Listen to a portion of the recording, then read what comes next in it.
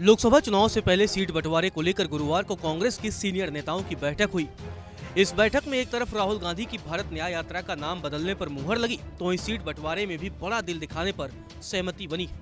कांग्रेस सूत्रों का कहना है कि पार्टी ने 255 लोकसभा सीटों को टारगेट करने का फैसला लिया है। यदि ऐसा हुआ तो कांग्रेस एक तरह से 2019 के मुकाबले कम सीटों पर चुनाव लड़ने को तैयार होगी। बैठक में यह भी तय हुआ कि इंडिया अलायंस के दलों से सीट शेयरिंग पर तत्काल बात शुरू की जाएगी। कांग्रेस अध्यक्ष मल्लिकार्जुन खड़गे और महासचिव केसी वेणुगोपाल ने 5 सदस्यों वाली गठबंधन समिति से भी मुलाकात की है। मल्लिकार्जुन खड़गे ने उनसे पूछा कि हम किन राज्यों में कितनी सीटों पर लड़ सकते हैं। इसके लिए राज्य यूनिट से भी मशवरा किया गया है। कहा जा रहा है कि कमेटी ने लीडरशिप को अपनी रिपोर्ट सौंप दी है और राज्यवार बताया है कि हमें कहां लड़ना चाहिए। सूत्रों का कहना है कि खड़गे ने पार्टी के प्रदेश अध्यक्षों, महासचिवों समेत बड़े नेताओं की मीटिंग में 255 सीटों का प्लान पेश किया है। इस बैठक में राहुल गांधी भी मौजूद थे। खड़गे के प्रस्ताव को इस तरह से देखा जा रहा है कि कांग्रेस पिछली बार के मुकाबले कम सीटों पर लड़ने को तैयार होगी। गौरतलब है, कांग्रेस ने 2019 में 421 सीटों पर चुनाव लड़ा था और 52 पर ही जीत पाई थी। तब वह बिहार में आरजेडी, महाराष्ट्र में एनसीपी, कर्नाटक में जेडीएस और झारखंड में जेएमएम के साथ थी। यूपी, बंगाल और पंजाब जैसे राज्यों में उसका कोई गठबंधन नहीं था। ऐसे में इस बार वह गठबंधन कर रही है तो यहाँ उसे कुछ सीटें त्यागनी ही होंगी।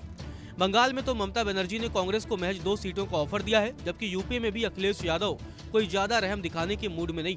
बिहार में तो कांग्रेस पहले भी 9 ही सीटों पर लड़ी थी। इस बार शायद उसे 6 सीटें ही मिल पाए।